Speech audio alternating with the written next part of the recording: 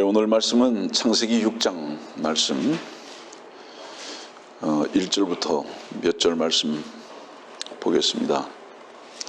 사람들이 지면에서 번성하기 시작하고 딸들이 그들에게서 태어났을 때 하나님의 아들들이 사람들의 딸들의 아름다운 것을 보고 그들이 택한 모든 자를 아내들로 삼으니라.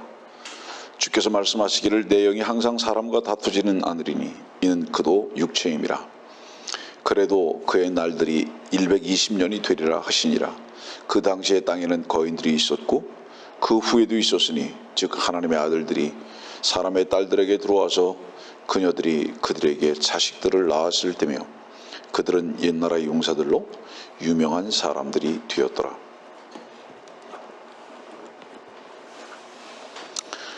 창세기 6장은 노아로 대표되고 방주로 연결되어지는 시작점이죠. 오늘의 이 말씀을 여러분들에게 전하게 되는 이유는 뭐냐면 지금이 바로 노아의 날들이기 때문입니다. 창세기 6장에서 시작되고 온 땅이 물로 멸망할 수밖에 없었던 그 시작점이 지금 비로소 우리 앞에 도래했다는 것을 우리는 목도하면서 듣는 게 아니에요. 직접 보면서 창세기 6장에 있는 말씀이 우리들에게 큰 교훈이 되고 하나님께서는 반드시 이런 일을 이런 때에 용납지 아니하시고 심판하신다는 것을 오늘의 말씀 가운데에서 우리는 큰 교훈으로 삼을 뿐만 아니라 시대를 분별하는 지혜와 함께 주님께 우리의 마음이 어떻게 드려져야 하는가에 대한 부분도 함께 교훈으로 삼는 시간이 되어야 할 줄 압니다.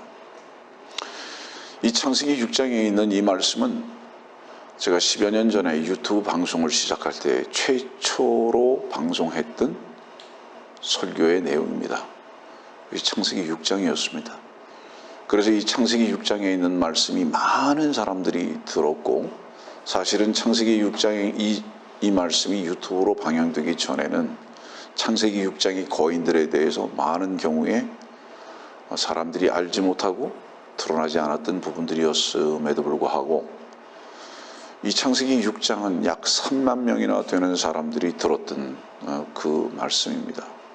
그래서 그때 이후로 창세기 6장에 있는 이 거인들에 대한 부분들이 많이 밖으로 펼쳐져서 들려졌던 그런 소중한 기점 중에 하나였다는 것을 여러분들에게 먼저 말씀을 드리는 겁니다. 이 말씀 보니까 창세기 6장 1절 처음에 보니까 사람들이 지면에서 번성하기 시작하고 딸들이 그들에게서 태어났을 때, 왜 성경은 딸들이 그들에게서 태어났을 때라고 말씀하고 계신가를 여러분들 주목하기 바랍니다. 성경은 딸들의 태어나는 것에 대해서는 특별한 의미가 없을 때는 기록하지 않습니다.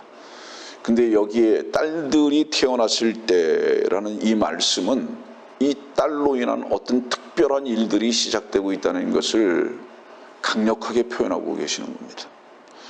그뿐만 아니라 하나님의 아들들이 사람의 딸들이 아름다운 것을 보고 그들이 택한 모든 자를 아내들로 삼으니라 그랬습니다. 하나님의 아들들과 사람의 딸들이 구분점으로 제시되고 있습니다.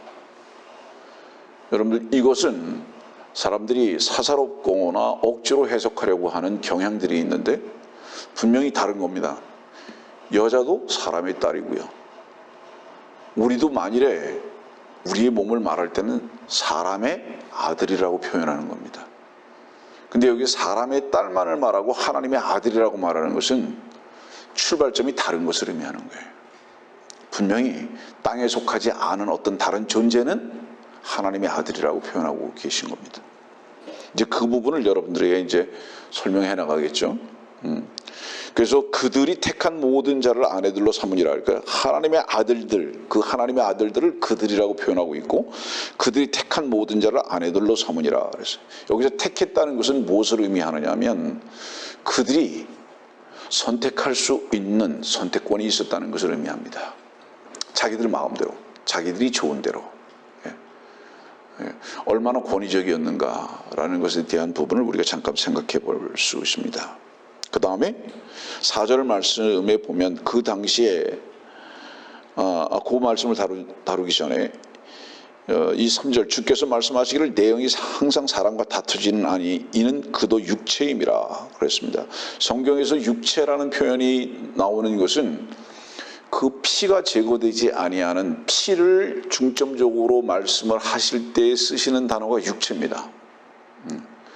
우리가 보통 몸 그러면 피가 제거되거나 아니면 피에 의해서 주관되지 아니하는 부분을 말할 때는 몸이라는 표현을 쓰지만 피에 의해서 완전히 사로잡혀 있는 부분이나 피를 부각시키기 위할 때 사용되는 단어는 육 혹은 육체 이렇게 말씀하고 있는 것 잊어버리지 마시기 바랍니다. 그래서 그 당시에 땅에는 거인들이 있었고 그렇습니다.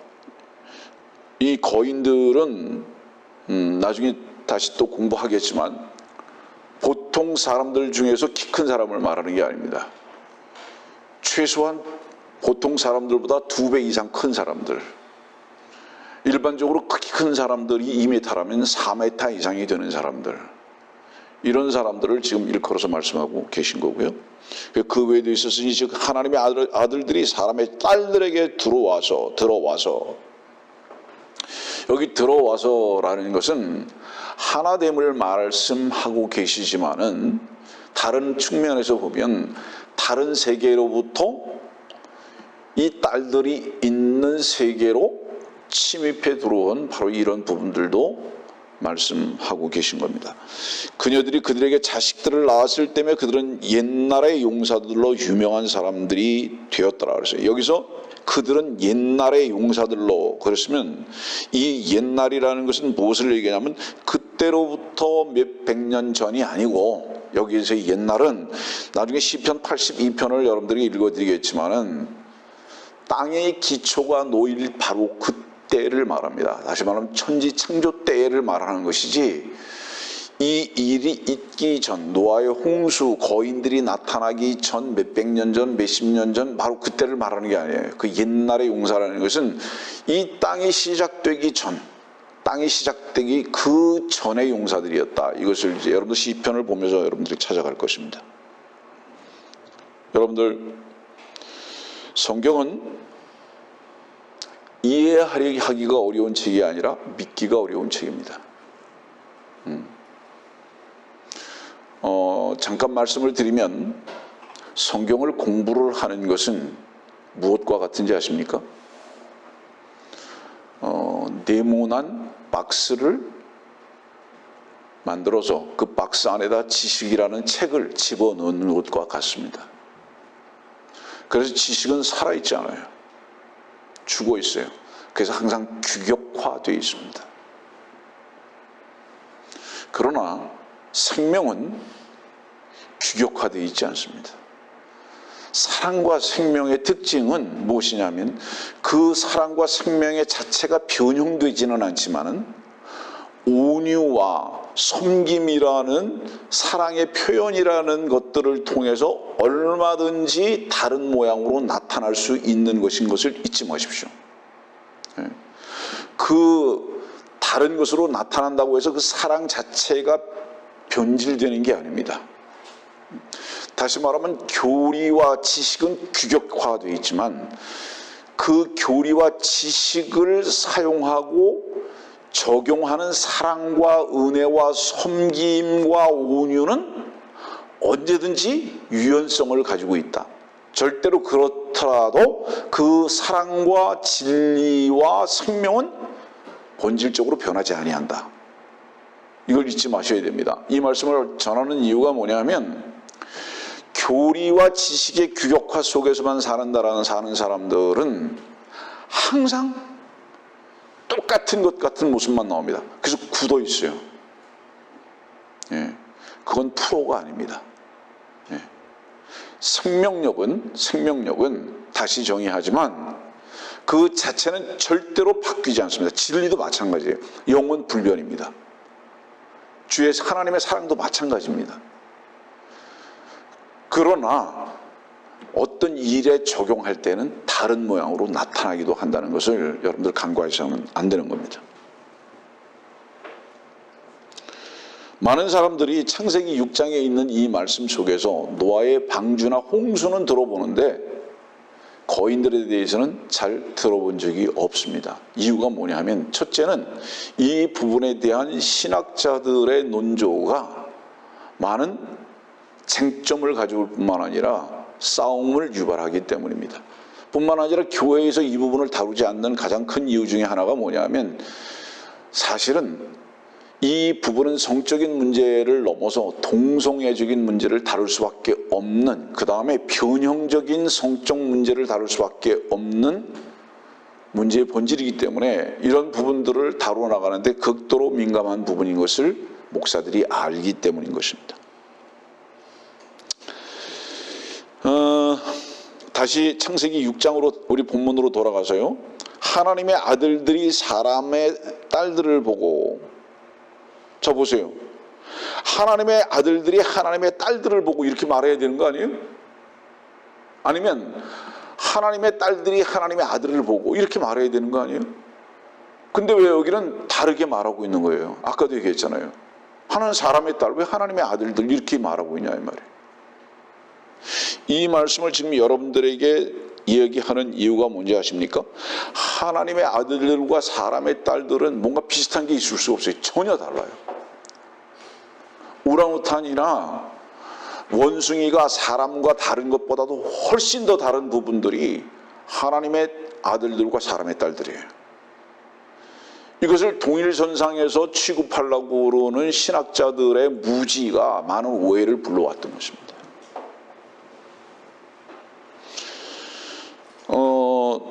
이 대비되는 말씀을 우리는 창세기 5장에 있는 말씀을 한번 보고 인용하면서 생각해 볼 생각입니다. 창세기 5장 3절의 말씀을 보면 아담이 130년을 살며 자기 모습대로 자기의 형상을 따라 아들을 낳아 그의 이름을 셋이라 불렀더라. 질문, 답변합시죠. 마음에서. 셋, 누구의 모습을 따라 누구의 형상을 따라서 낳은 아들입니까? 아담의 모습, 아담의 형상을 따라 낳은 자입니다. 맞아요? 그러면 셋은 누구를 닮은 거예요? 그 몸도, 그 혼도, 그 영도 아버지 아담을 닮은 겁니다.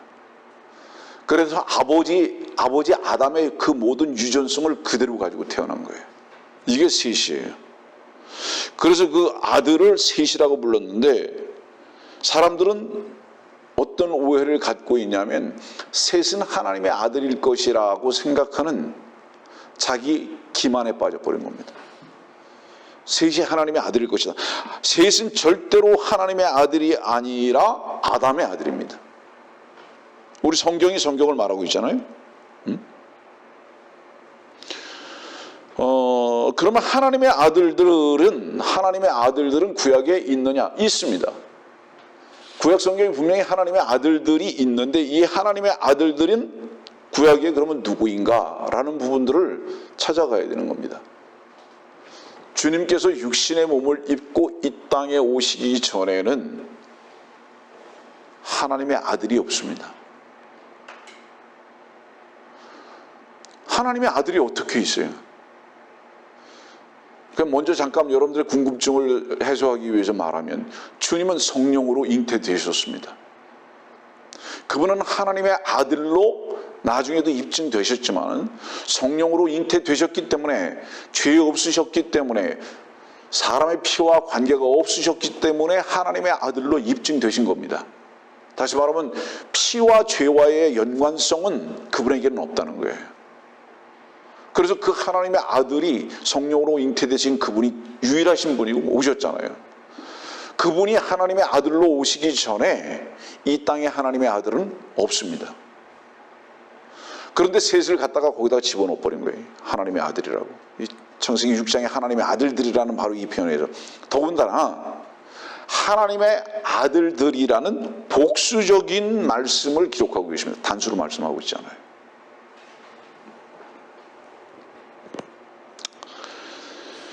우리는 창세기 5장 3절에서 분명히 좀 아까 그렇게 읽었어요. 아담이 자기 모습대로 자기의 형상을 따라 아들을 낳았다고. 그러면 창세기 1장 26절에 있는 말씀은 어떤 말씀을 하고 계시는가를 한번 살펴봅시다. 창세기 1장 26절의 말씀 보니까 하나님께서 말씀하시기를 우리의 형상대로 우리의 모습을 따라, 여기 복수적 개념이죠. 우리, 나의 형상대로 나의 모습을 따라 그러지 아니하고 우리의 형상대로 우리의 모습을 따라. 이 복수적 개념은 아버지 하나님과 아들 하나님과 성령 하나님의 복수적 개념을 말씀하고 계신 겁니다. 그 모습을 따라, 그의 모습을 따라 하나님의 형상대로 우리를 만든 것입니다. 그들을 남자와 여자로 창조하셨느니라. 하나님의 형상대로 그를 창조하셨으며 그들을 남자와 여자로 창조하셨느니라. 이때는 언제입니까?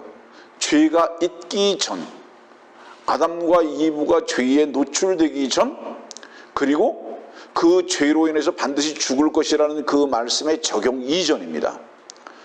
그때에 하나님께서는 하나님의 형상대로 사람을 만드셨어요. 그 첫 번째 사람이 누구죠? 아담이셨습니다. 아담. 하나님의 형상대로 만든 것이 바로 죄 있기 전에 아담인 거예요. 그런데 이 죄 있기 전에 아담이었는데, 이 아담이라는 사람이, 여러분들 알고 있겠지만은 아담이라는 뜻은 사람이라는 뜻인데 단순한 사람이 아니라 붉은 피부를 가진 사람이라는 뜻이에요. 붉은 피부를 가진 사람이라는 뜻이 이 아담이라는 그 이름의 뜻인데요. 그런데 이 붉은 피부를 가진 아담으로 주님이 오셔야 할 수밖에 없었던 이유가 뭐냐? 주님께서 유대인으로 오셨던 이유 자체가 뭔지 아세요? 붉은 피부를 가지신 분으로 오셨어야 되는 거예요. 그 주님이. 왜냐하면 첫 번째 아담이 범죄하고 죽을 수밖에 없는 위치로 들어가 버렸기 때문에 두 번째 아담이신 주님께서는 그 아담의 실패를 완전히 새롭게 하시기 위해서 그것을 끝내버리시고 새로운 부활의 생명으로 거듭나심으로 말미암아 그 예수 그리스도를 하나님의 아들을 영접한 자들을 참 하나님의 아들들이 되게 하시기 위해서 주님께서는 두 번째 마지막 아담으로 오셨다 이 말이에요. 창세기 2장 7절에는 이렇게 말씀하세요. 주 하나님께서 땅의 흙으로 사람을 지으시고,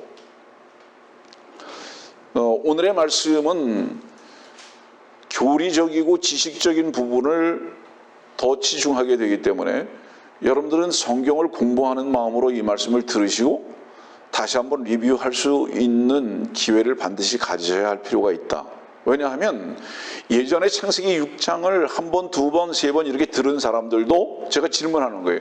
그 사람들에게 창세기 6장을 설명을 해보라고 누가 얘기하거나 그 설명을 요구받는다면 과연 할 수 있는가를 생각해 보세요. 자신이 있다면 공부 그만해도 돼요. 근데 내가 누구의 질문 가운데 자신이 없다면 아직 부족한 겁니다. 공부 계속해야 된다는 의미예요. 그래서 이제 창세기 2장 7절은 땅의 흙으로 사람을 지으셨는데요. 콧구멍에다 생명의 호흡을 불어넣으시니 그 영이 된 거예요. 살아있는 혼이 되었어요. 그래서 이 사람은 어떤 형상이 됐죠? 하나님의 형상을 따라, 우리의 형상이라고 말씀하시는 하나님의 형상을 따라서 몸과 영과 혼으로 구분될 수 있게 됐습니다. 그래서 뭐예요? 이 몸은 뭐죠? 육신의 몸을 입고 오신 예수 그리스도를 말씀하고 있습니다. 그 다음에 영은 뭐죠? 진리의 영이신 성령을 가리킵니다. 혼은 무엇이죠? 아버지 하나님을 말씀하고 계십니다. 그래서 우리들이 무엇으로 되어 있는 겁니까, 여러분들?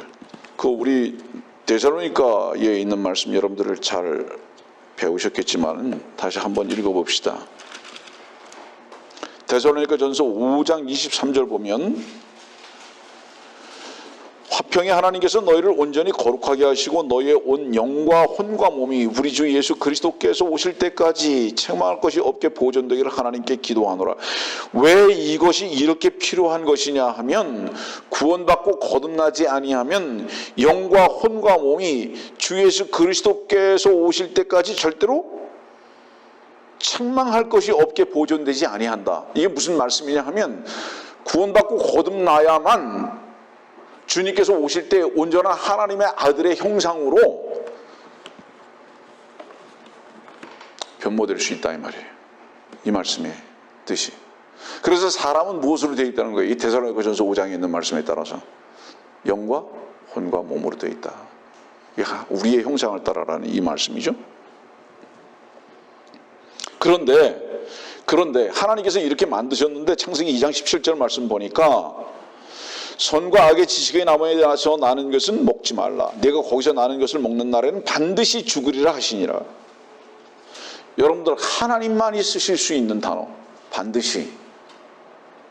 왜 하나님만이 반드시라는 단어를 쓰실 수 있습니까? 그럼 마귀는 뭐라고 그랬어요? 죽지 아니하리라. 가정적인 거예요. 반드시라는 단어는 하나님 외에는 절대로 누구도 쓸 수 없는 거. 이유가 뭐죠? 하나님만이 만유의 주시기 때문에. 하나님만이 최종적인 판결자시기 때문에. 그분의 말씀만이 참되고 영원하고 권위시기 때문에. 그래서 마귀 사탄이 아무리 고소를 하고 아무리 매일 참소를 한다 할지라도 참되신 재판장이신 주님께서만이 반드시라는 그 말씀에 방망이를 두드리실 수 있는 분이시라는 것을 잊지 말아야 된다. 그래서 죽으리라 하신 대로 어떻게 되세요? 죽었다. 먹고 죽었다. 그게 뭐가 죽었어요? 하나님의 영이 죽었다. 이 하나님의 영이 죽었다는 것은 뭐를 얘기하죠? 하나님과의 생명의 호흡이 끝쳤다는 것을 말합니다. 여러분들, 저와 여러분들 사이가 죽을 수 있습니까? 저와 여러분들 사이가 죽을 수 있냐고요? 있어요. 어떻게 죽을 수 있는지 아세요? 경우에 따라서 오해로 인해서 죽을 수도 있습니다. 단절을 말하는 거예요. 단절을. 아세요? 경우에 따라서 판단이라는 것 때문에 죽을 수도 있습니다. 이유가 뭐죠? 그 판단은 한 사람은 위에 올라가 있고 한 사람은 무릎을 꿇어야 하는 위치에 가기 때문입니다. 관계의 단절입니다. 지금은 이렇게 한 형제와 자매로서 서로 사랑을 한 위치에서 나누고 있기 때문에 산 입증이 무엇이냐? 함께 기뻐하고 함께 슬퍼하고 함께 짐을 지고 함께 찬송하고 할 수 있지만은 마귀의 방해가 있으면 이렇게 함께 울고 잠 못 자고 함께 찬양했던 존재들도 한순간에 원수가 될 수 있습니다. 그렇잖아요, 여러분들. 이 죽으리라고 하신 이 말씀은 아담과 하나님 사이를 어떻게 갈라놨는지 아십니까, 여러분들? 에덴에서는 하나님의 모든 이끄심과 선대하심과 그 하나님 안에서의 하나됨 외에는 숙명적인 삶을 살았거든요, 그 안에서. 그런데 이 사이에 뱀이라는 간교한 자가 이 사이를 딱 띄워놓고 난 다음부터는 아담 속에, 이브 속에 무엇이 들어갔는지 아세요? 하나님을 향해서 원수로 행할 수밖에 없는 사탄의 독소가 들어가 버리고 만 겁니다. 얼마나 무서워요, 여러분들. 그러나 원수를 만들지 않아야 하는 이유, 원수를 만들 수밖에 없는 이유가 단 하나입니다. 그 이유가 뭔지 아세요? 여러분들 만일에 여러분들의 눈에 분노가 있다면 단 한 가지입니다. 여러분들이 교만하기 때문입니다. 여러분들을 힘들게 하는 사람들 앞에서라도 여러분들의 눈에 눈빛이 달라지는 분노가 있다면 그것은 여러분들이 교만하기 때문입니다. 상대방의 어떤 일 때문이 절대로 아닙니다. 그리스도인들은 그 문제의 의식을 상황이나 다른 사람에게서 결코 찾지 아니하는 온유와 겸손의 위치에서 반드시 살아야 하는 자들입니다. 왜냐하면 우리는 하나님 앞에서 우리의 존재들이 발견될 때에 우리의 존재는 결코 눈에 불을 켤 수 없는 존재들이라는 것을 알게 됩니다. 어떤 상황 속에서도. 그래서 억울한 상황은 어떤 우리들이 상황 속에서도 주님 한 분이시라는 것을 배워갈 수 있는 온유와 겸손함에 처할 수 있는 자들이 그리스도인이다. 그리고 그런 일들을 통해서 주님께서 십자가에서 저들이 하는 것을 알지 못하나이다라고 기도하고 그들을 위해서 간구하셨듯이 중보하셨듯이 우리 또한 그 위치까지 데려가시는 주님이신 것을 찬양한다. 이게 위선이고 거짓입니까? 여러분들이 설교자의 마음을 알고 계시고 여러분들은 이것이 우리들의 간증이고 교제인 것입니다. 이게 그리스도 안에 있는 풍성함을 누리는 자들의 특권인 거 아닙니까, 여러분들? 그런데 하나님과의 사이에서 죽었다는 것은 뭐를 의미하는 거예요? 하나님의 사랑도, 하나님의 권위도, 하나님의 그 은혜도, 하나님의 모든 보장도 차단됐다는 것을 뜻하는 거예요. 모든 것이 다 차단됐어요.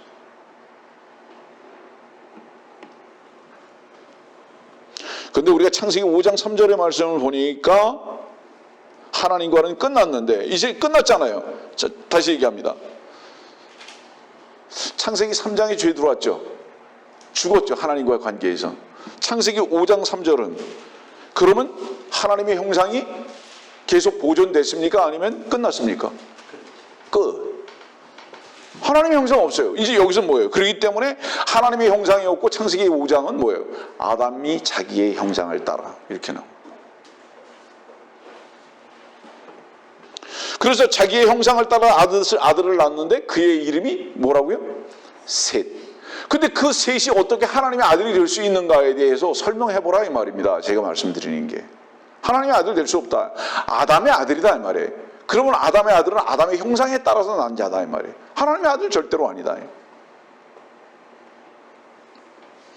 하나님의 형상으로 난 자만, 하나님의 피로 난 자만 하나님의 아들입니다. 아멘. 요한복음 1장 12절의 말씀 보면요, 그러나 누구든지, 왜 여기서 그러나 누구든지라고 말씀하셨는지 아세요? 지금 현재 너는 아담의 형상으로서 죽어 있는 자지만, 너는 지금 현재 아담의 형상으로서 하나님과 대적하고 있는 것이 분명하지만, 그래서 누구든지라고 말하는 거예요.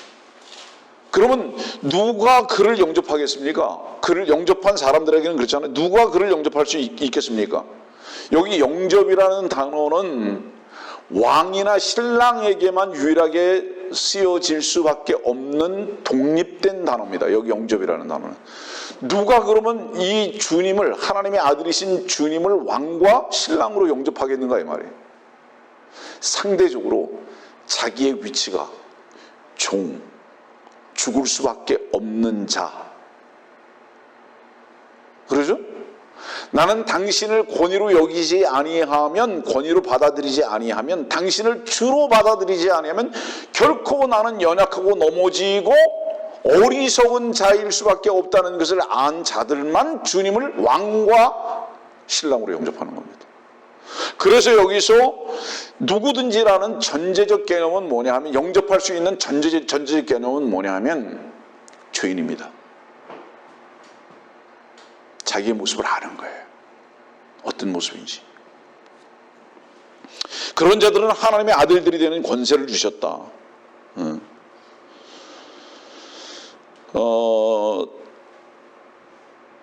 주님께서 독생자로 오신 게 분명하죠. 독생자라는 게 뭐죠? 하나님께서 하나님의 아들로서의 입증하시기 위해서 오신 분인 거예요. 유일하신 분이라는 거죠. 독생자, 유일하신 분. 아들이 없다는 거죠. 그분만 하나님께서 낳으신 분이라는 뜻이죠. 그런 의미에서 독생자 이렇게 부르는 겁니다. 주님만, 예수 그리스도만 하나님께서 낳으신 분이라 이 말이에요. 그래서 예수 그리스도만 하나님의 아들이다 이 말이에요. 그래서 마태복음 1장 18절의 말씀 보면요, 뭐라고 말씀하고 계십니까? 이렇게 말씀하시잖아요. 이제 예수 그리스도의 탄생은 이러하니라. 성령으로 잉태된 것이 그녀에게 나타났더니. 성령으로 잉태됐어요. 우리는 모두 무엇으로 잉태됐는지 아십니까? 아버지의 피로 잉태된 자들입니다. 그러나 주님만이 성령으로 잉태되었다라고 말씀을 기록하고 계십니다.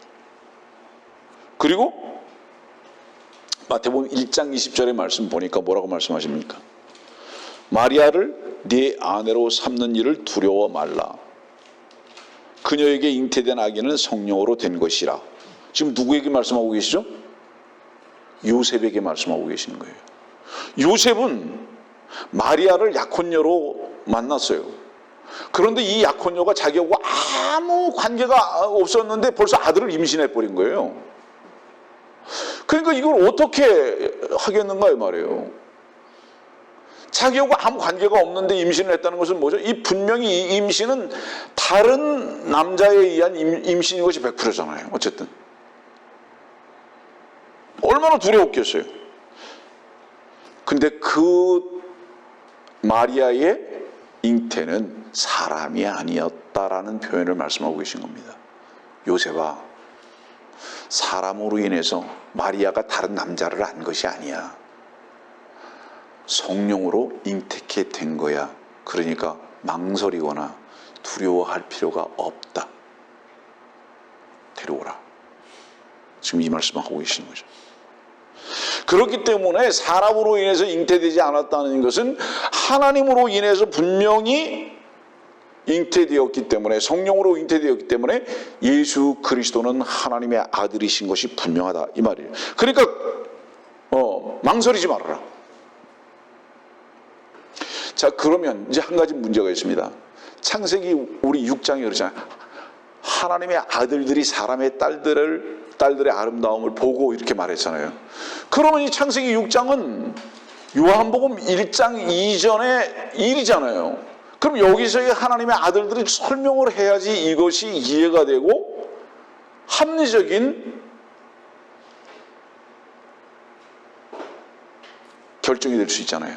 맞아, 이건 그렇다 이렇게. 그러면 창세기 6장이 있기 전에 하나님의 아들들이 등장해야 합니다. 창세기 6장이라는 시제가 나타나기 전에 하나님의 아들들이 이미 창세기 6장 이전에 있었어야 되는 거예요. 그래야만 창세기 6장에 하나님의 아들들이 시제 속에서 입증이 될 수밖에 없는 거 아니냐 이 말이에요. 이해하시겠습니까? 무슨 얘기지?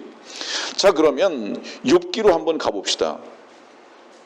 욥기로 가보면 하루는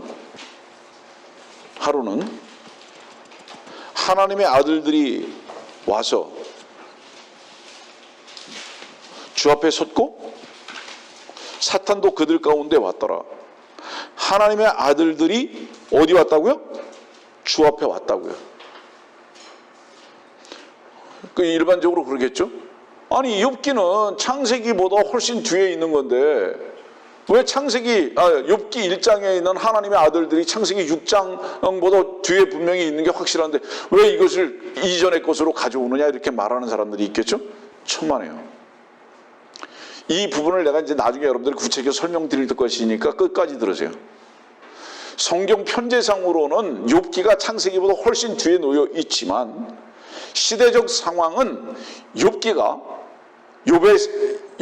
실존했었던 바로 이때가 노아의 창세기 6장의 바로 고즈음이라는 것을 절대로 잊지 마십시오. 이 부분은 나중에 이제 제가 좀 더 구체적으로 말씀드릴게요.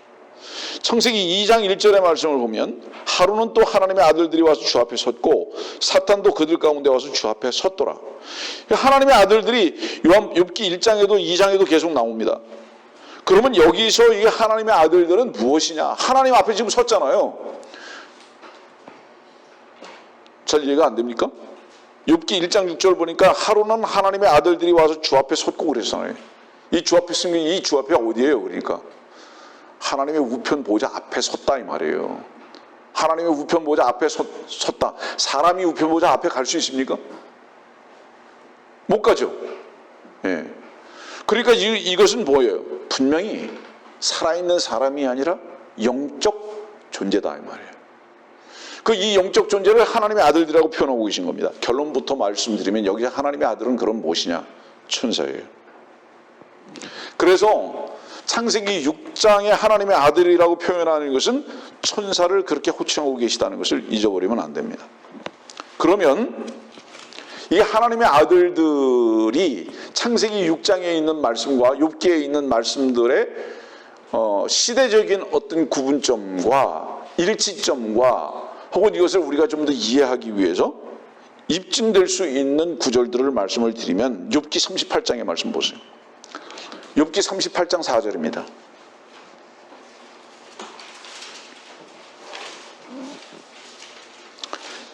내가 땅의 기초들을 놓을 때 네가 어디 있었느냐? 네게 명철이 있다면 분명히 밝히라. 언제 새벽별들이 함께 노래했으며 하나님의 아들들이 모두 기뻐서 소리쳤느냐? 7절 말씀을 보니까 하나님의 아들들이 나옵니다. 욥기 38장 4절에는 내가 땅의 기초들을 놓을 때 네가 어디 있었느냐? 다시 말하면 욥기 38장 4절에 땅의 기초를 놓을 그때의 하나님의 아들들이 모두 소리치고 기뻐했다. 그러면 하나님의 아들들의 기원은 언제라는 겁니까? 하나님의 아들들의 기원은 창세기 6장이 아니라 땅의 기초를 놓을 바로 이때도 이미 하나님의 아들들이 있었다 이 말입니다. 그러니까 하나님의 아들들은 천사로서 영적 세계에 있는 자로서 땅의 기초를 놓을 때 이미 있었기 때문에 창세기 6장의 하나님의 아들들은 벌써 이미 그 전에 있었다는 것을 의미하는 거예요. 그래서 욥기에는 바로 이런 부분들을 기록하고 계시다는 것을 우리가 보면 됩니다. 누구한테 질문하는 겁니까? 지금 이 욥기에는 내가 땅의 기초들을 놓을 때 네가 어디 있었느냐? 네가 어디 있었느냐? 이 말씀 뭐죠? 욥한테 넌 그때 존재도 하지 않았어 이 말이죠. 그렇지만 그때 존재했던 자들이 있어. 그게 누군지 알아? 하나님의 아들들이야. 천사야. 이렇게 말씀 기록하고 계시죠. 이것으로 미루어 봐서 창세기 6장의 하나님의 아들들은 사람의 아들이 아닌 것이 분명하죠. 자, 전제 아내로 삼으려면 말씀 아까 우리 창세기 6장 그랬잖아요. 하나님의 아들들이 사람들의 딸들이 아름다운 것을 보고 그들이 택한 모든 자를 아내들로 삼으니라 그러죠. 아내로 삼으려면 전제가 뭐죠? 성이 남자여야 되죠. 그러면 이 아내들, 이 하나님의 아들들은 뭐예요? 분명히 성이 있다는 겁니다. 분명히 성이 있다는 거예요. 그 사람들은 이렇게 말합니다. 에이, 천사가 어떻게 결혼할 수 있냐고. 이게 하나님의 아들들이라면서. 근데 하나님의 아들들은 천사라면서. 근데 천사가 결혼을 해? 그런 말이 어딨냐고. 여러분들 영계에서는요, 천사만 있는 것이 아니라 물론 수랍도 있고 그룹도 있습니다.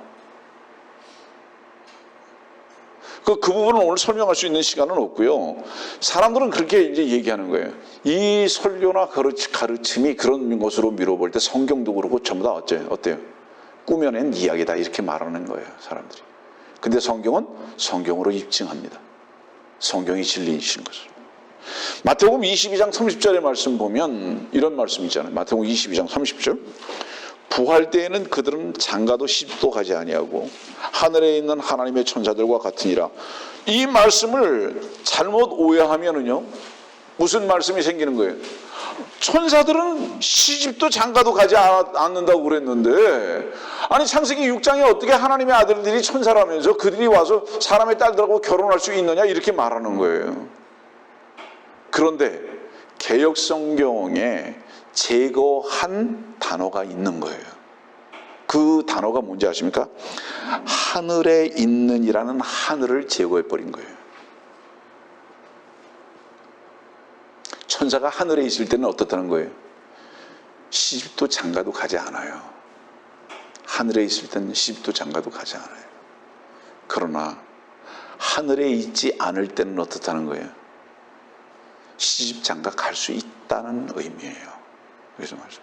왜 굳이 하늘에 있는 이렇게 말씀? 자 보세요. 천사가 일반적으로 사람들이 생각할 때의 상식은 뭐죠? 천사. 하늘에 있다. 그렇게 일반적으로 생각하잖아요. 상식적으로 사람들이. 그러면 하늘에 있는 천사라는 표현을 할 필요가 없고 그냥 일반적인 표현을 할 수 있는 거예요. 그런데 여기서 하늘에 있는 하나님의 천사들과 같다라는 이 말씀은 무엇을 의미하느냐 하면, 하늘에서는 성적인 구조에 따라서 결혼하지 않는다, 이것을 설명하기 위한 것입니다. 근데 개혁성경에서 이 하늘이라는 것을 빼버렸다는 것은 무엇을 의미하는 거냐면, 천사는 어떤 경우에도 결혼할 수 없어 라고 단언하게 만들어버린 거예요. 같은 킹제임스 계열 속에서도요, 자기의 지식과 교리가 다른 것에 따라서 성경을 변개해서 번역하려고 하는 잘못된 속성을 가지고 있는 사람이 있습니다.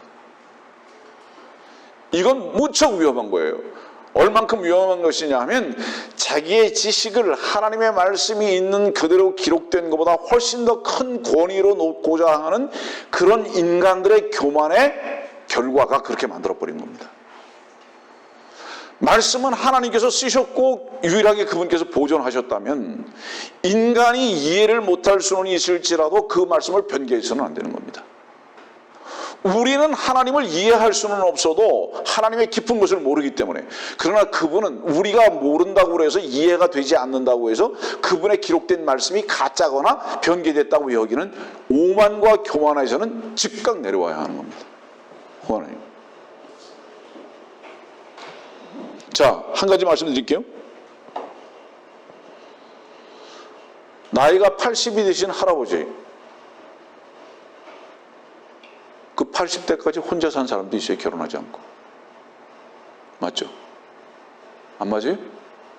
나이가 많이 들었다고 해서 다 장가가는 거예요? 나이가 다 많이 들었다고 해서 다 시집가는 거예요? 아니잖아요. 성이 있는 것과 결혼하는 것은 반드시 100% 일치돼야 하는 것이 아니라 이 말씀을 드리는 거예요. 그래서 천사가 아예 성이 없다고 하는 그 말은 과장 표현이다 이 말입니다. 그건 거짓말이다.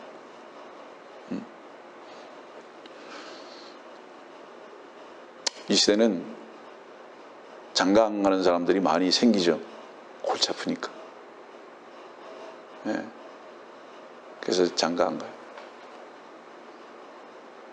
조금 혹여 결혼을 앞둔 사람들에게 내가 팁으로 말합니다.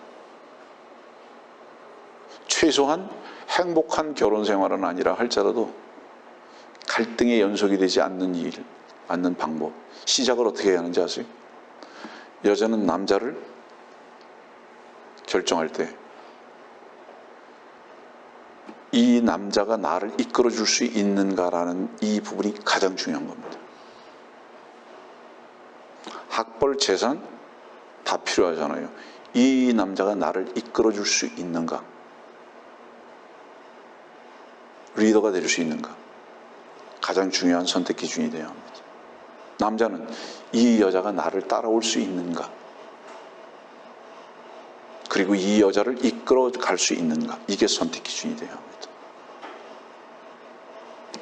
아름답고 천하고 추하고 그것 중요하지 않습니다. 그것이 안 되잖아요. 이 남자가 나를 이끌어 갈 수 있는 것은 아닌 것 같아. 이 여자가 나에게 이끌림을 받을 수 있는 것 같진 않아.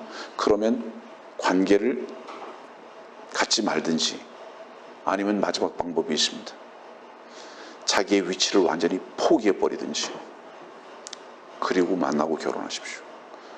남자가 나를 이끌어주지 못할 것 같지만 그래도 나는 나의 오름과 나의 자랑을 완전히 내려놓고 당신을 그냥 무조건 따르겠습니다. 이 결정을 해서 자기 자신을 포기해버리든지, 아니면 남자가 평생 내가 너 때문에 힘들고 고생을 하는 한이 있더라도 그래도 내가 너를 사랑하니까 너를 선택하겠다고 하는 어떤 결정이 있기 전에는 결혼하면 계속 문제 생깁니다. 계속.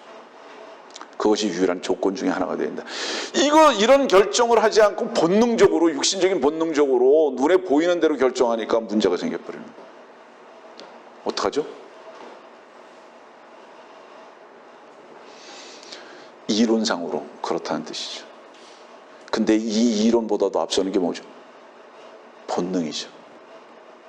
그래서 어려워집니다. 자, 좀 옆으로 나왔습니다.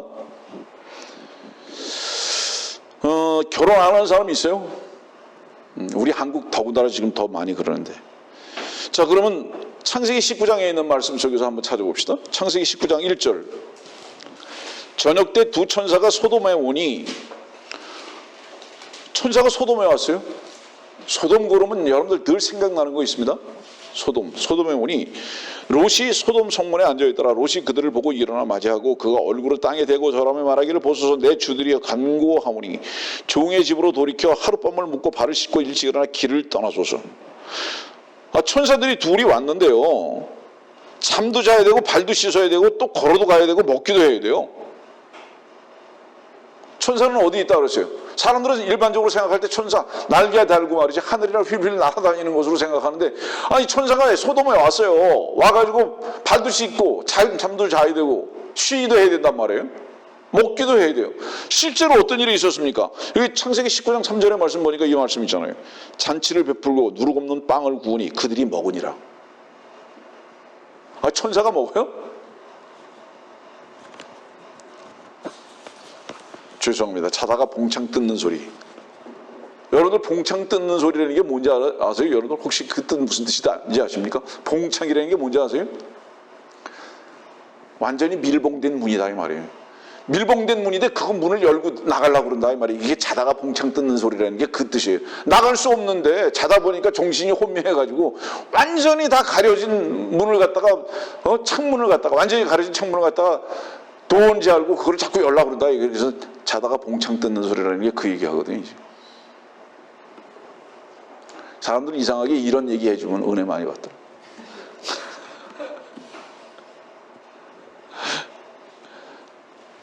자, 창세기 19장 날개 달린 천사라고 생각하는 그 천사가 사람의 모습으로 나타났습니다. 더군다나 어떤 일이 있죠? 놀라지 마세요. 5절 말씀 봅니다. 그들이 롯을 불러 말하기를. 이 그들이 누구죠? 남자들이에요. 롯의 소돔 성에 있는 남자들이에요. 그들이 롯을 불러 말하기를, 오늘 밤 내게 온 사람들이 어디 있느냐. 그들은 분명히 뭐예요? 천사를 사람으로 100% 확신하고 본 거예요. 사람이다. 그러니까 천사는 뭐예요? 사람의 모양으로 왔다 이 말이에요. 지금 어디 있느냐? 여기 그들은 소돔의 백성들이잖아요. 그들이 왜 이 사람들을 찾느냐 하면 이유가 뭐냐 이 말이에요. 동성애를 하고자 온 겁니다. 이 남자들을 찾아서. 제가 처음에 이 말씀을 시작 어떻게 했죠? 창세기 6장은 노아의 때다. 그리고 이 노아의 때의 거인들, 천사들은 어떤 문제를 가지고 세상에 들어왔는가.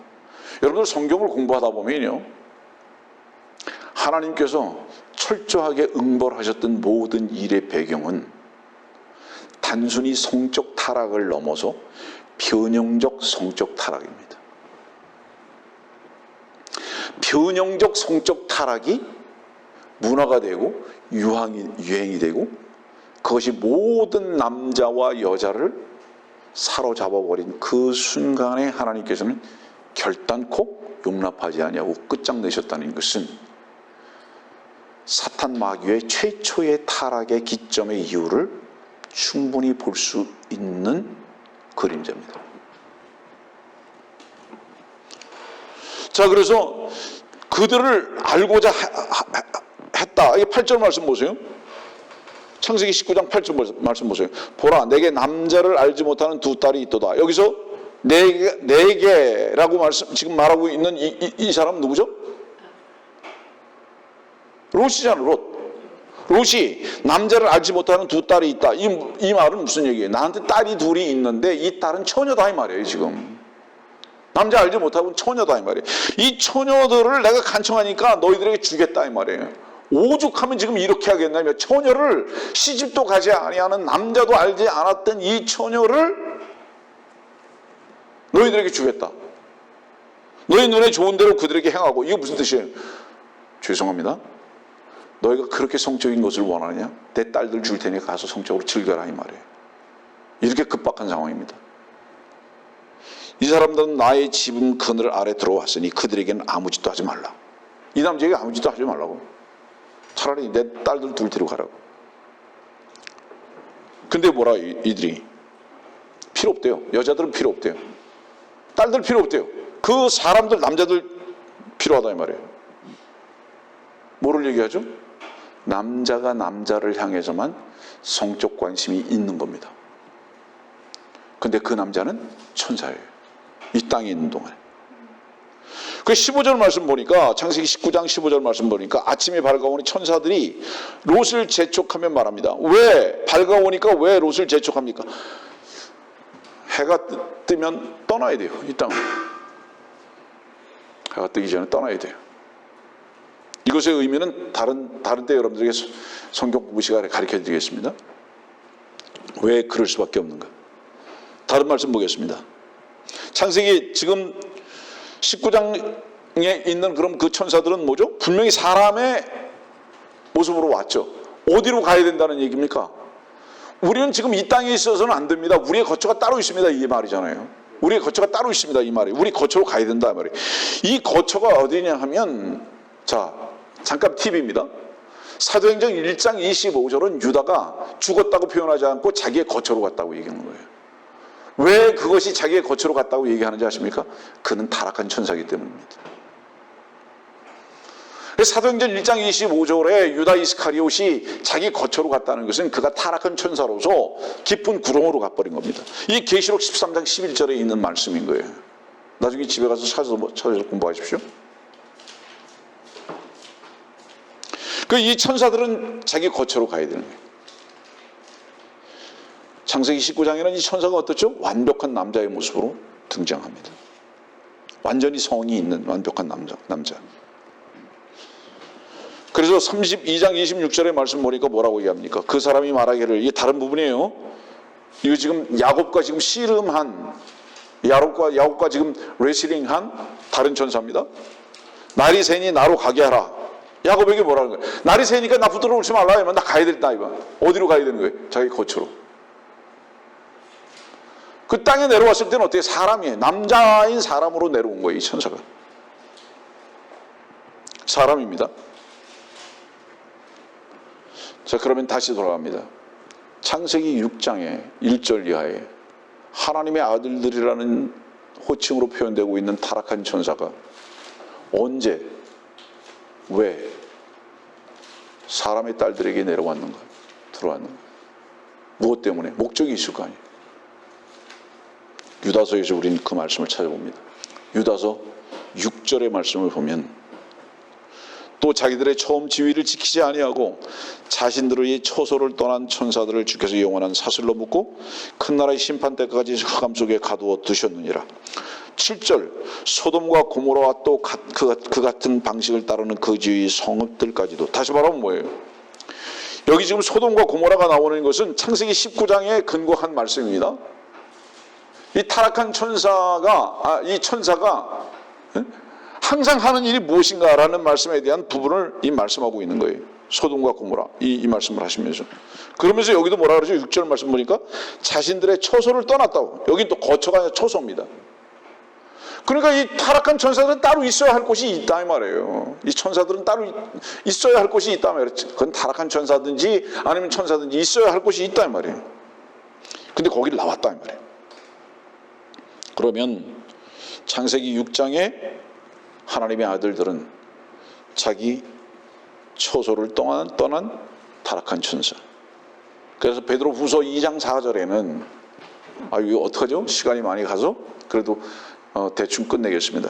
더 조금 시간이 가더라도 마무리를 지어야 되죠. 베드로후서 2장 4절의 말씀 보면 하나님께서는 죄를 지은 천사들조차 아끼지 않으시고 지옥에 던져서 흑암의 사슬에 내어주어 심판 때까지 가두어 두셨으며.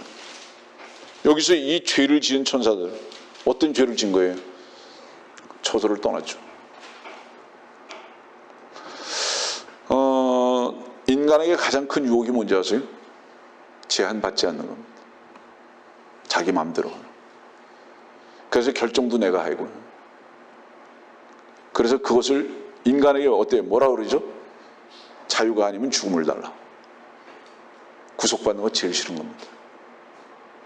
그런데 그리스도 안에 있는 것은 유일한 자유라는 것을 언제 어떻게 배울 수 있는지 아십니까, 여러분들? 여러분들이 갇혀져 있을 때입니다.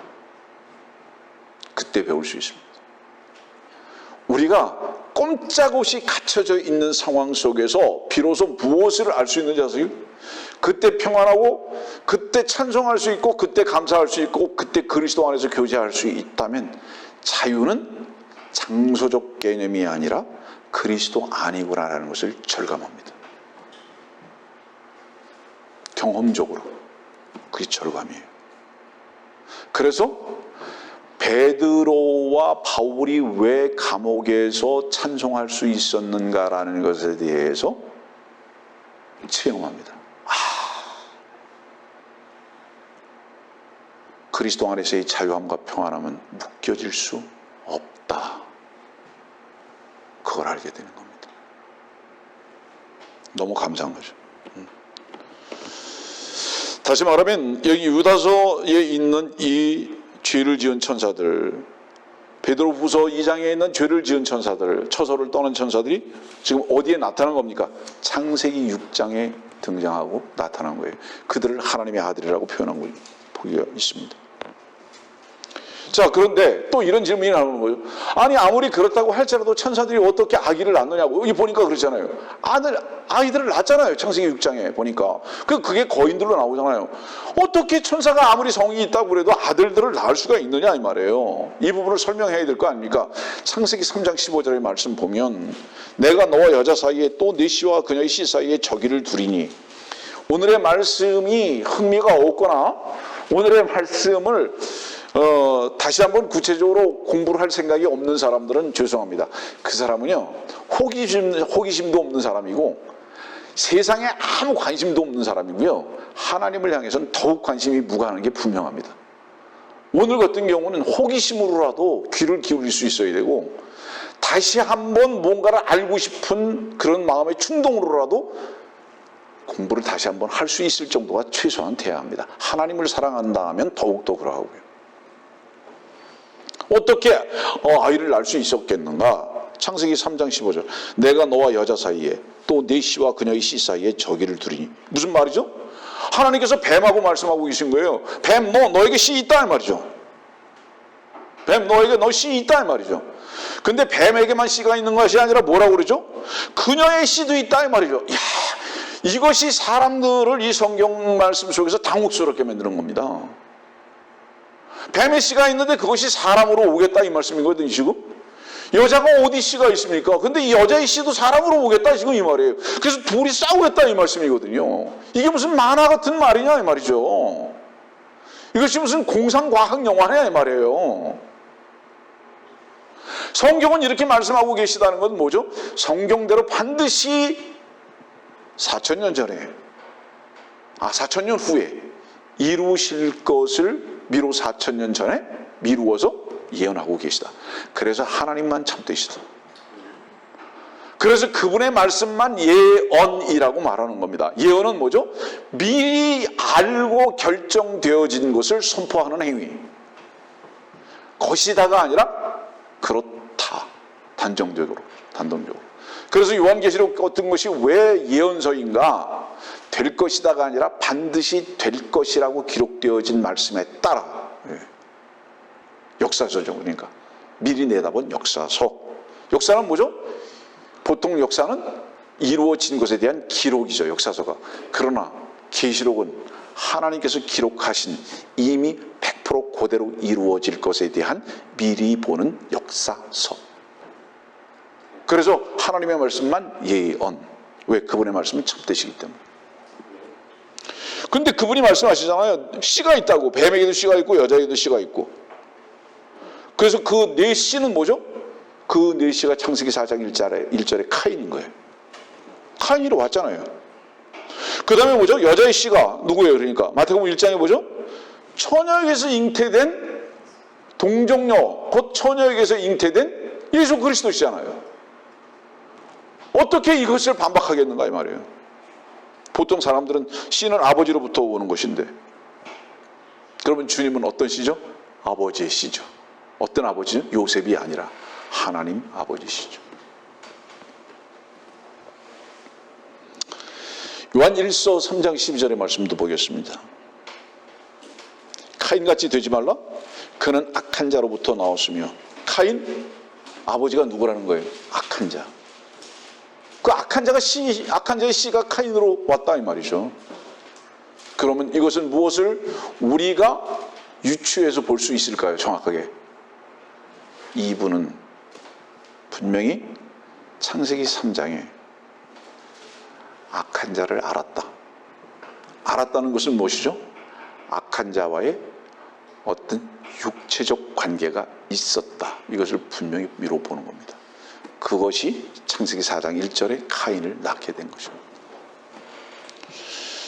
다시 말하면 아까 마태복음 22장의 말씀을 읽었을 때에 하늘에 있는 천사들과 같다 그렇게 말했잖아요. 여러분들 그 하늘에 있는 천사가 땅에 내려왔을 때는 성을 그냥 가지고 내려와서 결혼할 수 있고 여자에게서 아들들도 낳을 수 있다. 계속 그걸 설명하기 위해서 지금까지 설명한 거예요. 여러분들 성경은 그래서 절대적으로 어떤 상징을 말하지 않고 사실적인 것을 기록하고 계시다. 계시록 13장 15절의 말씀 봅시다. 계시록 13장 15절. 또 그가 짐승의 형상에게 생명을 주는 권세를 받아 생명을 주는 권세를 받았다. 짐승 마귀가 어떻다는 거예요? 아들들을 낳을 수 있게 만든다고요. 아들들을 낳을 수 있도록 만든다고요. 성경은 우선은 가장 먼저 기록된 문자 그대로 읽고 이해하고 받아들여야 합니다. 그래야 오해의 소지가 없고 그래야 바른 믿음으로 세워지는 겁니다. 바른 믿음은 무엇을 전제로 하죠? 성경을 문자적으로 정확히 어떤 말씀인 것인가를 이해하고 그리고 그 성경의 바른 이해를 받아들일 때 바른 믿음이 되는 겁니다. 창세기 6장으로 이제 다시 갑니다. 창세기 6장 7절 말씀 보니까 주께서 말씀하시기를 내가 창조한 사람을 지변에서 멸망시킵니다. 한마디로 얘기하면 뭐죠? 싹 다 싹쓸이해버리시는 거예요. 싹쓸이해버리고 누구를 빼놓고 노아의 8식구 빼놓고 싹 다 죽여버렸다. 그 창세기 6장 1절의 말씀 보면 사람들이 지변에서 번성하기 시작하고 사회 보통 일반 신학자들이나 역사학자들은 바로 이 창세기 6장 1절의 이전, 그러니까 사람이 만들어지고 나서 창세기 6장 1절에까지 올 동안에 사람들이 이 땅에 어느 정도로 기거했을까에 대해서 약간의 논쟁이 있지만 보통 얼만큼이라고 생각하고 있냐면 사람들이 약 800만 정도가 기거했을 것이다 라고 유추합니다. 얼마나 많은 사람들이 있었던 거예요. 번성하기 시작합니다. 그들을 다 물로 수장시켜버립니다. 생각해보세요. 천사라면 어떻습니까? 하늘로 올라가야 되잖아요.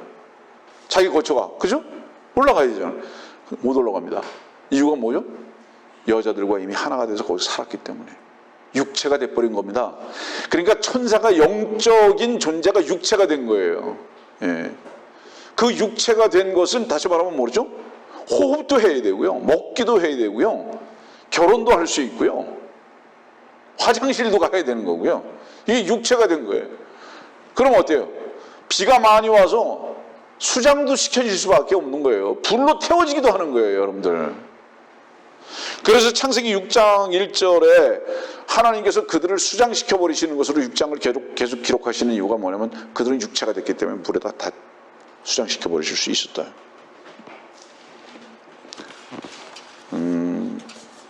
여러분들 피라미드를 한번 공부를 구체적으로 할 기회가 있겠지만요. 피라미드를 보면 그 해체한 상태를 보면요. 항상 어떤 피라미드인지 뭐가 있죠? 공통적으로 배가 있어요. 모든 피라미드에 공통적으로 숨겨져 있는 배가 있어요. 그 왜 배가 있죠? 물하고 관계가 있습니다. 물론 그 피라미드의 그 물은 둘째 하늘의 그 물을 통과하고자 하는 그들의 시도지만은 그 시도가 됩니까? 안 되죠. 더 중요한 것들은 뭐죠? 피라미드는 이 지구상의 가장 중심에 있습니다. 한 치도 틀리지 아니하고 사방 한 치도 틀리지 아니하고 지구의 가장 중심에 있는 이 피라미드. 그리고 그 피라미드의 가장 꼭지점에 연결되어진 바로 비올이 어디요? 북극성입니다. 그 꼭지점에 연결되어진 것이 북극성이고, 그 북극성은 움직입니까? 안 움직입니까? 안 움직이죠. 이유가 뭐겠습니까?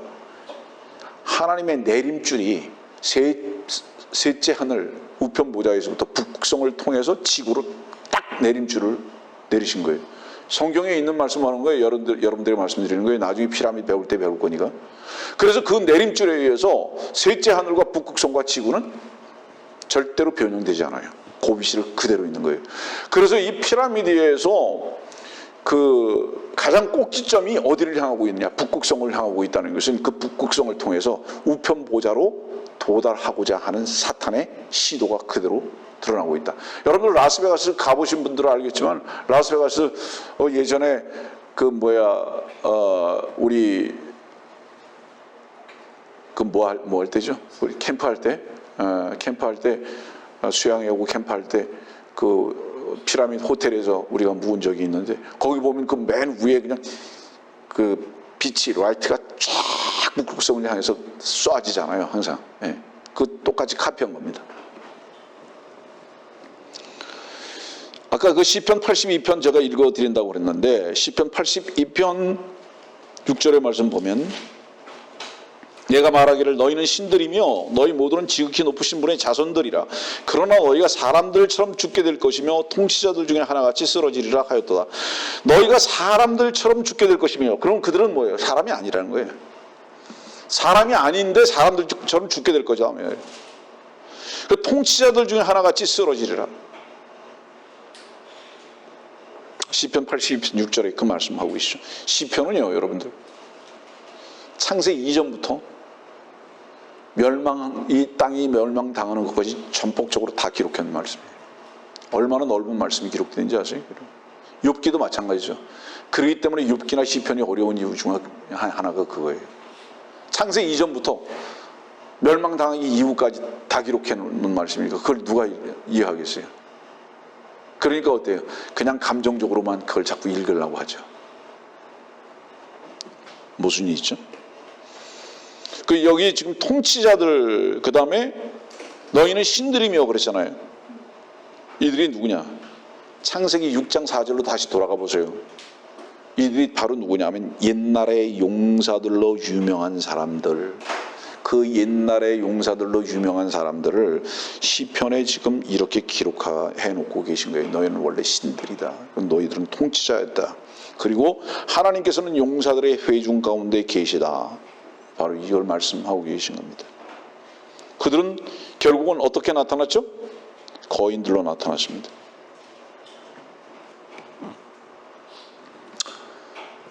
우리가 성경의 말씀이 비친 이유가 뭔지 아세요? 성경의 말씀은 우선 크게 얘기해서 세 가지를 정확하게 보게 합니다. 그건 뭔지 아세요? 성경의 말씀을 통해서 자신을 보게 하십니다. 철저하게 자신을 보게 하십니다. 그래서 자신을 모르는 사람은 절대로 하나님의 말씀을 통해서 자기 자신을 보지 않고 있는 게 분명합니다. 자기가 지금 현재 어떤 위치고 어떻게 될 것이고 불쌍한 존재고 어리석은 존재고 이거 모르는 사람은 절대로 성경의 말씀을 통해서 하나님 모르는 사람이에요. 그 다음에 그 성경은 또한 무엇을 보게 하시는지 아십니까? 이 세상의 현재적인 위치와 어디로 향하고 있다는 것, 그 끝이 무엇이라는 것을 정확하게 알게 하십니다. 그걸 평가하게 하세요, 성경은. 그 다음에 그걸 통해서 어디로 향하게 하시는지 아십니까? 우리의 모든 소망을 하늘로 향하게 하십니다. 나도 그렇고 세상도 그러므로 우리는 모든 삶의 방향성이 하나님의 나라에 있어야 함을 가르쳐 주시는 거예요. 이것이 이 삼각적인 이 시선 속에서 살지 아니하는 사람들은 어둠 속에 있는 사람. 자기도 모르고 세상도 모르는데 어떻게 하나님을 향해서 소망하겠는가? 이런 사람들은 하나님의 말씀의 권위도 빛도 이끄심도 결코 모르는 사람들이에요. 어두움 속에서 항상 절망적인 삶을 살 수밖에 없는 헛된 삶을 사는 사람. 성경 정말 위대한 책이거든요. 여러분들이요, 주의 말씀을 모르고 어떻게 세상을 걸으려고 합니까? 어두운 세상. 잠깐 첨부할게요. 지금 세상이 얼마나 어둡고 악한 것을 모르는 사람은, 지금 세상이 얼마나 악하고 어두운 것을 모르는 사람은 자기 자신을 모르고 자기 자신을 즐기고 있고 자기 자신의 소망을 둔 겁니다. 세상이 얼마나 악하고 어둡다는 것을 아는 사람은 먼저 자기 자신을 하나님의 말씀 속에서 본 만큼 아는 것입니다. 얼만큼 세상이 절망적인 것이라는 것을, 이제 마지막에 왔다는 것을 아는 사람은, 자기 자신이 얼마나 하나님의 말씀 속에서 악하고 절망적이라는 것을 안 사람은 그것을 통해서 세상을 볼 수 있는 겁니다. 그런데 세상이 절망적이지 않아요. 희망적이에요. 세상이 악하기보다는 그 세상을 즐겨요. 그 사람은 분명히 철저하게 그 세상의 모든 악함과 더러움과 흑암의 세력들이 그 사람 안에 들어와서 점령해 있는 것이 분명하다. 어울리는 거예요. 진단하십시오, 여러분들. 위선을 말하는 것이 아니라 진정 진단을 하라 이 말이에요.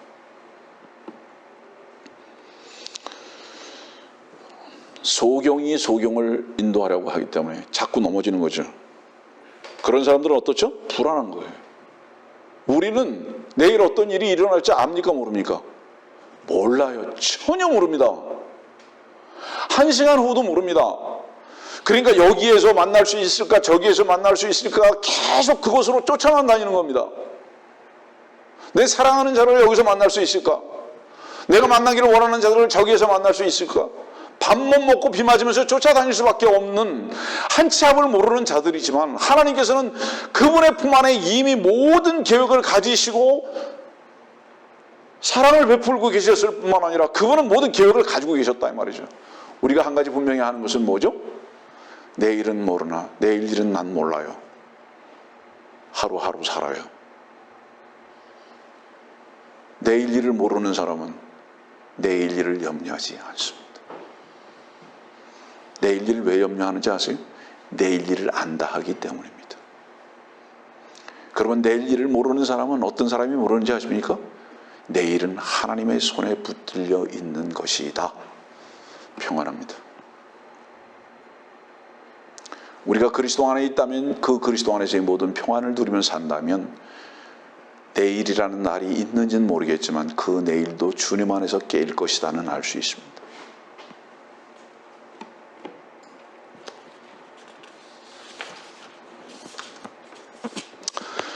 자, 데살로니가 후서 2장 3절의 말씀.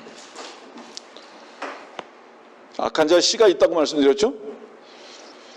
또 그 죄의 사람 곧 멸망의 아들이 나타나지 않고서, 이제 이 곧 멸망의 아들이 곧 나타납니다, 여러분들. 예? 그 사람이 어떤 사람입니까? 그 사람은 마태복음 24장에 보면 15절 말씀 이렇게 말씀하세요. 그러므로 너희가 선지자 다니엘을 통하여 말씀하신 멸망에 가져간 것이 거룩한 곳에 선 것을 보리니, 이 멸망에 가져간 것이 누구냐? 이 것이, 이게 사람이에요. 그건 누구죠? 그는 숭배받는 대상 위에 자신을 높여 하나님의 성전에 앉아 자신을 하나님이라고 하느니라. 바로 이 존재. 이게 누구예요?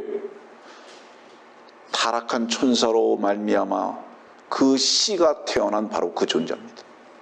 악한 자로부터 온 바로 그 존재. 자, 악한 자가, 타락한 천사가 아들을 낳지 못한다고요? 당신이 그렇게 성경보다 위대합니까? 하나님은 낳으셨죠. 바로 이 존재가 누구냐? 계시록 13장 18절에는 그 짐승의 숫자를 헤아려보라. 그것은 한 사람의 숫자이니 그의 숫자는 666이니라. 한 사람의 숫자 666이니라. 저 그리스도죠. 그래서 여러분들이 지금 읽었던 데살로니가 후서와 마태복음 24장에 제시되고 있는 뱀의 씨, 그 사람은 타락한 천사의 씨. 창세기 6장에 하나님의 아들들은 타락한 천사. 또 줄여나가야죠.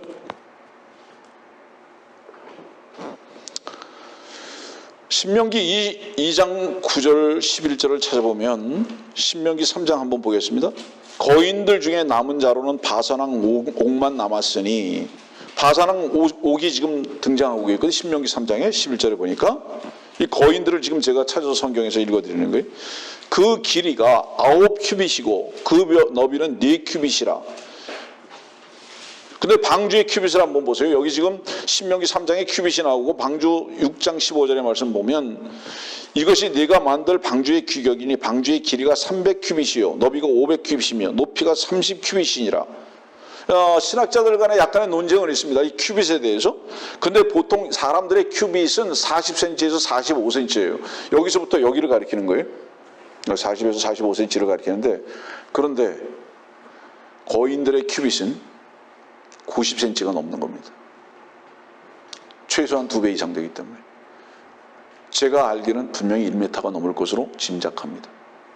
근데 이 지금 신명기 3장에 있는 바산왕 옥의 침상의 길이가 9 큐빗. 사람의 큐빗을 만일에 만들었다 할지라도 40에서 45cm로 만일에 한다면 4m 이상이 되는 거죠. 그 사람이 키가 그만큼 컸다는 것을 의미합니다. 네, 골리앗도 비슷하죠.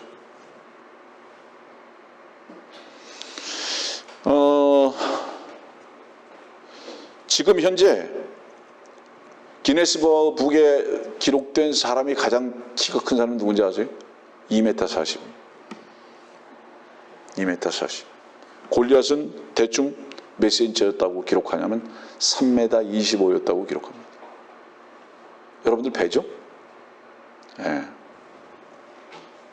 근데 창세기 6장 4절에 거인들이 있었다고 그랬잖아요. 여러분들 그 피라밋에 그려져 있는 그 암각화라고 그러죠. 거기 암각화에 보면은 사냥을 하러 나가요. 사냥을 하러 나가는데 사냥을 하러 나가는 사람들이 2 부류가 있습니다. 한 부류는 거인들이에요. 거인들인데 거인들의 그 키는 약 4m가 됩니다. 보통 사람들이 그 거인들 옆에 따라가는데 허리를 못 와요. 그림이. 배 이상이 컸다는 얘기죠. 그러니까 그 사람들이 보통 사람들과 함께 사냥을 하러 나가는 겁니다. 그러니까 피라밋을 만들 그 당시에 누가 있었다는 거예요? 거인들이 그렇게 존재했었다는 것을 의미하는 겁니다. 사무엘하 21장 20절 말씀 보면 가드에서 또 전쟁이 있었는데 그곳에 키 큰 사람이 있었으니 손에는 손가락이 6씩이고 발에는 발가락이 6씩이어서 합한 수가 24이었으며 그 또한 거인에게서 태어난 자더라. 이 손가락이 6개씩, 발가락도 6개고. 형제 처음 보는 거지, 이놈. 예. 그 이런 사람이 있어요. 이 거인. 자, 그런데 여러분들 사무엘상 17장 3절 4절 보면 골리앗 나오죠? 그 집에 가서 여러분들 읽어보세요. 그냥 여러분들 공부해야 하기 때문에 제가 말씀드리는 거예요. 사무엘상 17장 3절 4절. 그런데 창세기 6장에 있는 하나님의 아들들을 셋의 자손들이라고 한다면, 이 말씀하고 이제 정리할게요. 셋의 아들들이라고 한다면 사람과 사람이 만났는데 갑자기 기형아가 생겨요. 엄마 아버지가 작으면 작은 아들 딸 낳는 거예요. 엄마 아버지가 커도 갑자기 예를 들어서 2m 엄마와 2m 30의 아빠가 만났는데 4m짜리가 나올 수 있어요? 불가능한 거예요. 다른 어떤 변종과 사람의 딸들의 만남인 거예요. 그러니까 4m 7m짜리가 막 나온 거죠. 근데 셋을 하나님의 아들로 표현해서 셋과 딸들의 결혼이라고 이렇게 해석해버리는 인위적인 해석에 대한 부분을 성경을 통해서 여러분들에게 교정시키고 있는 겁니다. 누가복음 17장 26절에는 노아의 날들에 일어났던 것 같이 인자의 날들에도 그러하리라. 노아가 방주에 들어가던 날까지 그들은 먹고 마시고 장가가고 시집가고 하였으나 홍수가 나서 그들을 다 진멸시켰느니라. 28절 그것은 또한 롯의 날들에 일어났던 것과 마찬가지라. 그들은 먹고 마시고 사고 팔고 심고 건축하였느니라. 사람들은 이렇게 얘기하죠. 저렇게 멋진 빌딩들, 화려한 건축물들, 세상이 끝난다고? 점점 좋아지는데? 자, 집에 가서 읽어보세요. 아모스 5장 8절 9절 같은 경우 읽어보세요. 아모스. 오늘 사실은 그 말씀 여러분들에게 설교하려고 그랬는데 다음 기회로 미루겠습니다. 아모스 5장 8절 9절 같은 경우 보면 UFO의 출현을 말하는 거예요, 여러분들. 그 다음에 우리 계시록 9장 같은 경우를 보면은 거기 뭐 메뚜기도 나오고 많은 짐승들이 나오는데요. 그것들이 나오는데 다 UFO예요. 성경은 그 UFO를 계속 많이 다루고 있습니다. 이것도 여러분들에게 다시 공부할 것을 약속드리는 거고요. 그럼 이 UFO가 계속 지금 출현하고 있다는 것은 무엇을 의미하고 있죠? 타락한 천사들이 이렇게 이제 빈번하게 움직이고 노골적이고 적극적으로 이 땅에서 일하고 있다는 것은 노아의 때와 롯의 때, 소돔의 때와 같이 주께서 심판의 날이 다 가까이 왔다는 것을 분명히 우리들에게 보여주고 계신 증거다.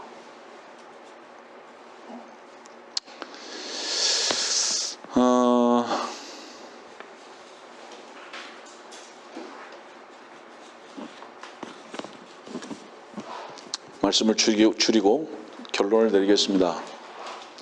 에레미야 17장 9절. 마음은 만물보다 거짓되고 심히 악하니 누가 그것을 알 수 있으리요. 주의 말씀을 알고 구원받고 거듭난 사람들의 많은 고백과 또 증언들.